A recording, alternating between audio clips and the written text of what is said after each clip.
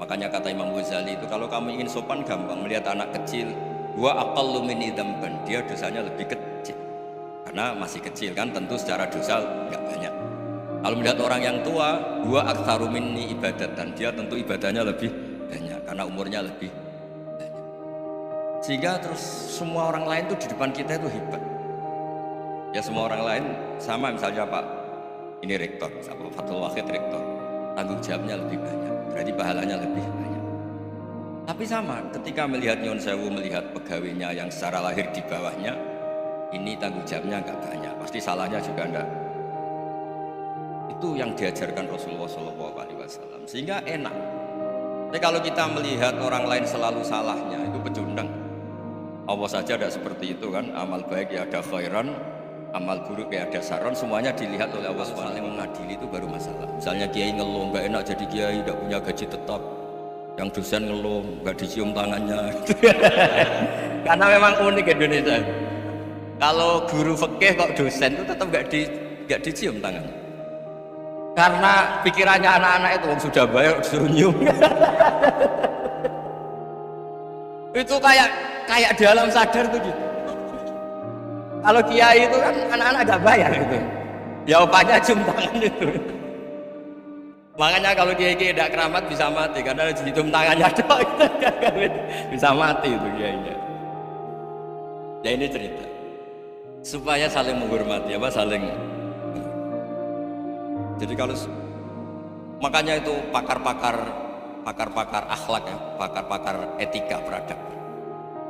Itu tertampar betul ketika Nabi urusan ilmu itu mengabaikan itu. Kalau sudah urusan ilmu, misalnya begini, ada urusan ilmu, ada mbak-mbak cantik atau ibu-ibu cantik, itu dalam Islam itu diajarkan jangan sopan-sopan banget. Kata Nabi, karena kekuatan ilmu itu di atas kekuatan akhlak, di atas kekuatan adab. Ya nisa an-nabi lastunna ka ahadim minan nisa, ini taqaituna fala takhdu'na bil qaul fayatma alladhi fi qalbihi marad. Misalnya ada mbak-mbak cantik, menarik, kemudian sopan misalnya sama Pak Fajar sama dosen-dosen, monggo binara. Wah itu bahaya, pikirannya kemana-mana itu. Orang yang imannya pas-pasan, berarti mau. Maksud saya kalau cantik, menarik, ketemu di jalan, biarin aja dosennya, mau kemana biarin aja. Gak usah dihormatin. Kalau dihormatin, Pak mau kemana sadarian mau bisa bahaya, tak biarin aja. Kalau tanya, Dek ini alamatnya mana? Cari sendiri Pak. Karena hanya dengan cara itu si Pak dosen ini gak kepikiran. Gak ada orang suka orang kedus itu, gak ada. Ini kalau sudah cantik, sopan, wah bisa pikirannya macam-macam. Itu ilmu. Fala takhdu'na bil qaul, kamu jangan terlalu lirih kalau ngomong. Fayatma alladzi fi qalbi maradun, orang yang pikirannya masih kotor pasti berpikir yang negatif. Anda mungkin demi sopan sama dosen Anda, tapi sejauh mana dosen Anda juga berpikir positif? Itu kan uji iman sama uji nyali. Nah, sama pejabat yang sopan sama kiai mungkin punya Alphard, punya Robicon, punya terus bawa uang banyak, terus sama kiai cium tangan hormat. Jangan-jangan kiainya yang pikirannya macam-macam. Ini berarti bisa jadi muhibbin potensial misalnya. Nah, saya ini termasuk kiai yang pengagum ilmu, sehingga saya sama orang yang medit, yang kikir sama saya itu saya senangnya bukan main. Kenapa? Karena kalau orang medit itu gak berhak nuntut. Tapi kalau orang lomo 1 juta minta surga, 2 juta ya minta apa? Surga. Gus salam template 200.000 aja kadang minta surga. Tapi kalau yang kikir-kikir ya sudah salaman tok sudah, gak minta apa-apa, kan dia tahu diri, oh gak bayar kok minta. Maksud saya Islam itu luas, dinikmati saja Pak, dinikmati saja. Nah itu diroya, maksudnya itu diroya. Diroya itu kamu tahu aturan Islam itu kamu harus yakin khairihi wa syarrihi minallah, semua itu ujian, tapi kemudian dikaji. Makanya saya ini termasuk pengagum Imam Syafi'i. Imam Syafi'i itu dikasih tahu, ada orang yang di depan engkau cium tangan hormat, itu di luar ngomong-ngomong, ngata-ngatain Anda. Imam Syafi'i tertawa-tawa, sowan. Anda ini dikata-katain di luar kok tidak kamu anggap munafik malah tertawa. Berarti saya wibawa, di depan saya nggak berani. Dianggap enteng saja. Terus dibilangin, sebagian orang kampung sini nggak suka sama engkau, baguslah, anda akan pinjem uang sama saya. Di mana-mana orang pinjam minta tolong itu karena seneng. Kalau benci kan enggak. Intinya dianggap enteng saja. Yang terjadi di dunia itu semuanya dianggap enteng saja. Man asa ilaika faqad atlaqaka. Yang berburuk sama kamu itu membebaskan kamu. Coba kalau akrab titip. Ya misalnya akrab sama Pak Fajar, bilangkan ke Pak Rektor sangkap atau jadi guru tetap atau apa, kan ribet. Kalau tidak cocok kan nggak minta apa-apa. Makanya hati-hati Pak Rektor sama yang akrab-akrab itu. Itu dulu saya juga nggak paham. Di antara wasiat Bapak yang sering diulang-ulang tuh itu.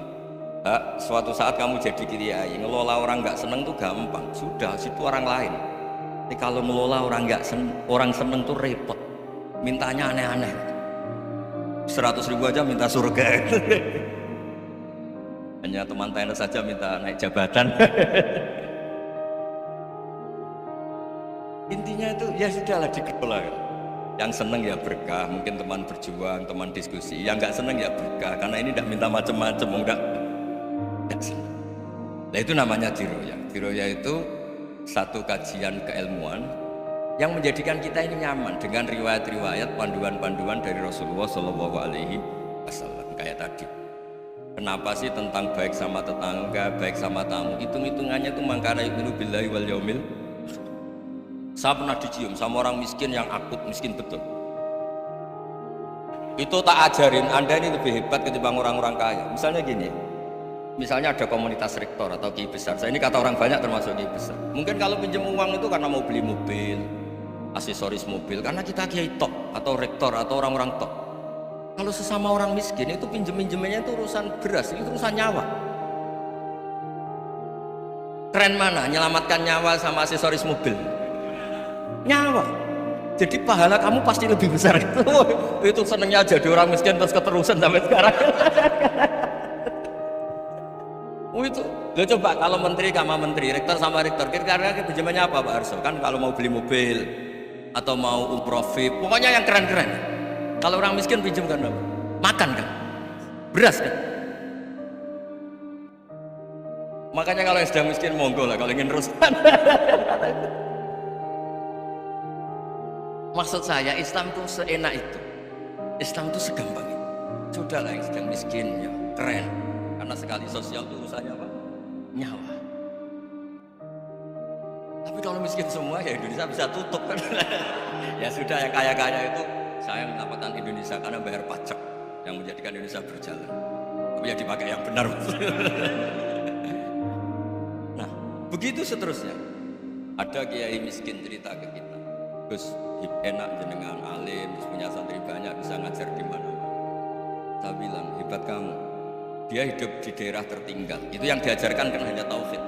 Kan nggak mungkin desa tertinggal baca fikih perbandingan madhab. Kan nggak mungkin. Kalau yang kayak Pak Fajar, Pak Sadali kan nggak mungkin. Fikih perbandingan apa? Madhab. Menyorot madhab dunia hukum. Oh kayak engke itu kan nggak mungkin.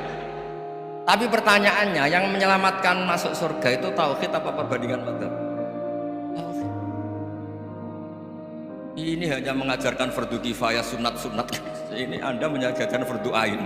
Surganya dulu kamu. Oh terus senangnya jadi kayak gitu. Karena yang diajarkan apa? Tauhid. Sementara kita yang gaya-gaya ini ajarkan perbandingan apa? Ada studi banding ke Al-Azhar kemana-mana. Ini enggak tauhid. Dari orang nyembah pohon jadi nyembah Allah Ta'ala. Keren enggak? Jadi terus kayak gitu sama saya senangnya bukan karena tak bela.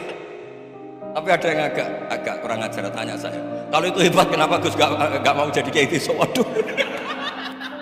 Wah ya repot kalau pertanyaan. Terus tak jawab, kalau saya jadi kayak gitu, kamu ngansu ilmu dari mana coba? Ya dari jenengan, ya kalau sama gobloknya ada bisa. Ya sudah, Gus aja jadi kayak besar. Maksud saya, ya sudahlah kita begini seperti yang saya ajarkan di sini, saya sarankan supaya orang itu tahu. Ini namanya diroyah, apa? Makanya kata Imam Ghazali itu kalau kamu ingin sopan gampang, melihat anak kecil, wa aqallu minni dzamban, dia dosanya lebih kecil. Karena masih kecil kan, tentu secara dosa enggak banyak. Kalau melihat orang yang tua, wa aktsaru minni ibadatan, dia tentu ibadahnya lebih banyak karena umurnya lebih banyak. Sehingga terus semua orang lain tuh di depan kita itu hebat. Ya semua orang lain sama, misalnya Pak ini rektor, sama Fathul Wahid rektor, tanggung jawabnya lebih banyak, berarti pahalanya lebih banyak. Tapi sama, ketika melihat Nyuwun Sewu, melihat pegawainya yang secara lahir di bawahnya, ini tanggung jawabnya nggak banyak, pasti salahnya juga enggak. Itu yang diajarkan Rasulullah SAW, sehingga enak. Tapi kalau kita melihat orang lain selalu salahnya, itu pecundang. Allah saja tidak seperti itu kan, amal baik ya ada khairan, amal buruk ya ada saron, semuanya dilihat oleh Allah Subhanahu wa Ta'ala. Saya itu punya teman Gus, agak beling, agak seenaknya, dulu miskin. Wah itu seenaknya betul, kayak kenal Tuhan sudah. Tak tanya, kenapa kamu seenaknya? 1 bulan tuh labanya bisa 200 juta sampai 500 sampai 1 miliar. Saya itu Gus, setelah duha itu perkembangannya bagus. Duha, setelah duha itu. Saya pernah miskin kan, kata apa? Ingkana rizki fisama, wa ingkana qalilan, ya kalau fisama fa'anzilhu, terus wa ingkana qalilan fakasirhu, kalau sedikit perbanyak. Ini trennya sudah benar semua. Nah, wa ingkana apa? Ya, haroman fatahirhu, kalau haram yang kau sucikan. Makanya saya seenaknya, kalau qalilan sudah fakasiru, paling trennya yang nggak benar juga fatahirhu, kata Mas. Dia yakin kalau yang nggak benar-benar sudah disucikan Allah, karena yang lain-lain sudah dari miskin sudah kaya, qalilan sudah fakasiru, paling yang haroman juga sudah fatahirhu. Gitu.